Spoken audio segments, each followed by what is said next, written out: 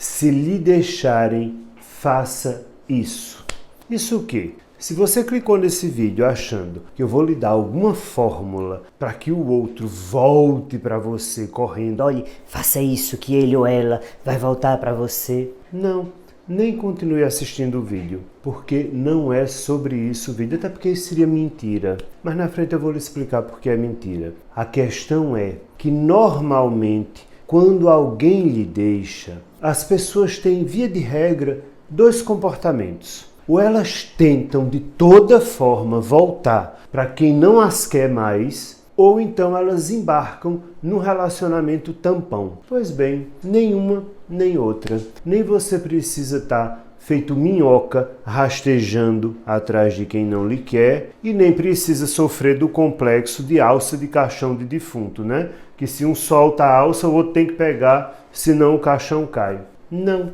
Então, se o outro lhe deixar, o que é que você tem que fazer? Quer descobrir? Eu sou Marcos Lacerda, psicólogo, e esse é mais um Nós da Questão. Vamos junto!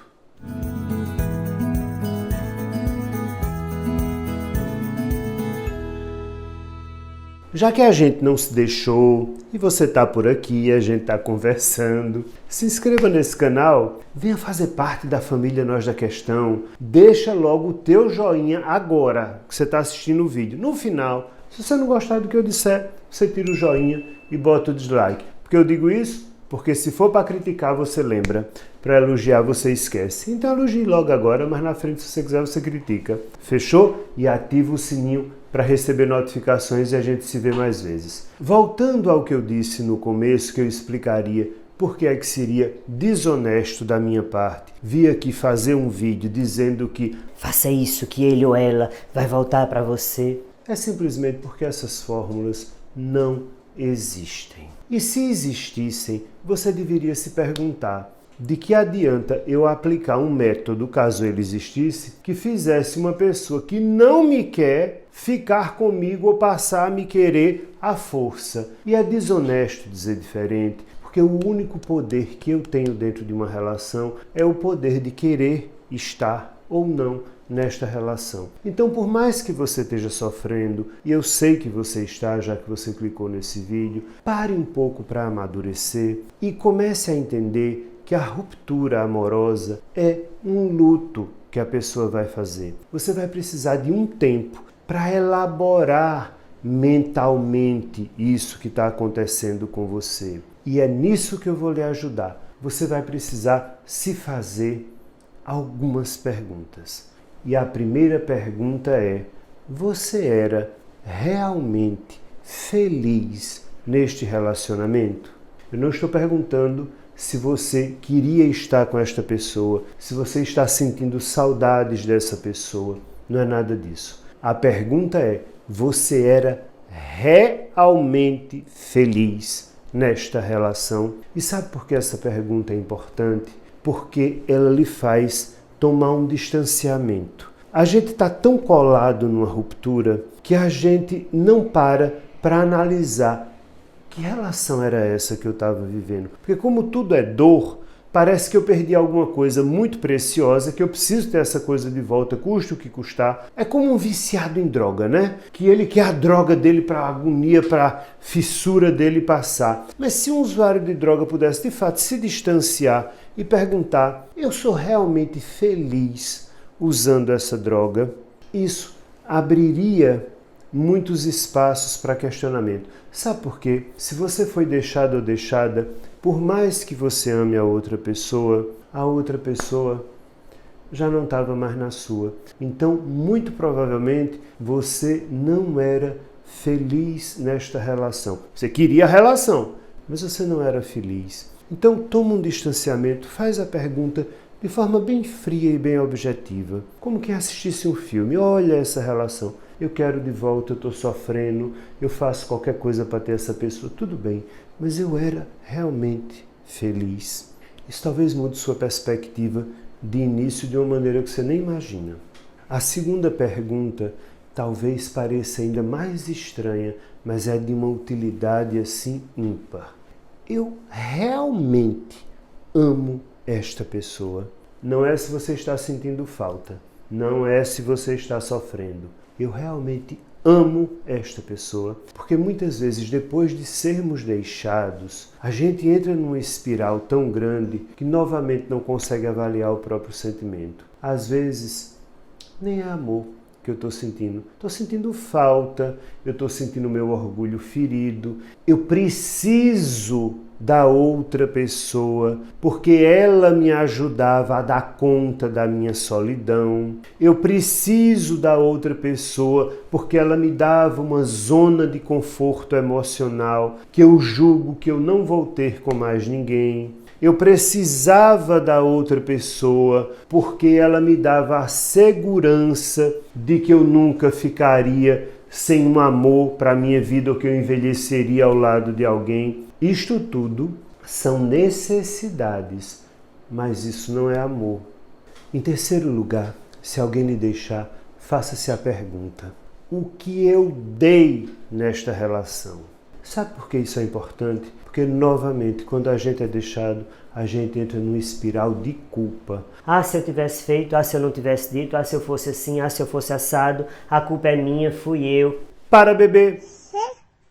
Para e se pergunta: o que é que eu dei nesta relação? Não importa o que você falhou na relação. Todos nós falhamos nas relações, mas é importante que você compreenda o que é que você deu. Às vezes, você renunciou à sua vida profissional por aquela pessoa. Às vezes, você renunciou a estudos. Às vezes, você se dedicou a cuidar de uma família. Às vezes, você fez tanta coisa que parecem movimentos naturais, mas significam tanto e lhe custaram tanto. E você nem percebeu. Então é hora de você começar a se dar conta. Tire um pouco da cabeça: se eu fosse, se eu tivesse feito, se eu não tivesse traído, se eu tivesse, se. O que é que eu dei nessa relação? A quarta pergunta que você precisa se fazer é: o que é que eu recebi desta pessoa que me deixou? Sabe por que essa pergunta é importante? Para quebrar o mito da perfeição no outro. Quando a gente é deixado por alguém que nos faz falta ou que a gente gosta mesmo, a gente vê uma perfeição que depois de anos a gente sabe que nunca existiu. Você mesmo que está me ouvindo já passou por isso. Você já deve ter tido alguém que foi muito importante na sua vida, vocês romperam e você sofreu feito um cachorro de rua. Hoje você olha para trás e diz: gente, mas eu sofri por isso. Por essa pessoa? Jura? Sério que eu sofri por isso? Porque agora a ideia da perfeição foi quebrada. Ninguém é perfeito. Nem você no que deixou de dar, nem no que o outro lhe ofereceu. Então, o que é mesmo que o outro lhe deu? Ah, me deu o paraíso, me deu o céu na terra. Talvez, mas também deve ter lhe dado desgosto, decepção, lhe dado uma série de coisas que você não está conseguindo parar para ver, porque você está precisando pintar o outro com as cores do perfeito improvável. Para não dizer impossibilidade, eu uso improbabilidade. E a quinta pergunta que você precisa se fazer é: o que em mim eu quero mudar em um próximo relacionamento? E sabe por que essa pergunta também é importante? Para que você saia do lugar do lamento e comece a usar essa ruptura como escola. E aí não é uma questão de se culpabilizar. Quando eu começo a me perguntar o que em outra relação eu faria diferente, eu automaticamente estou me perguntando: o que é que eu aprendi a meu respeito? Quais são os meus pontos de interseção na vida que precisam ser melhorados? Porque às vezes você vai concluir que nem é com o outro que você precisa melhorar. Que se eu namorar com outra pessoa ou eu viver com outra pessoa, com a pessoa eu vou fazer do mesmo jeito. Mas com os amigos da pessoa eu me relacionarei de uma outra forma, ou com a família da pessoa eu farei de uma maneira diferente, ou então eu me manterei mais afastado do trabalho da pessoa com a qual eu me relaciono, ou então sabe Deus o quê? Quem viveu a relação foi você que conclua seus aprendizados. Mas é preciso que a ruptura seja escola e não lamento, porque lamentar lhe ajuda muito pouco.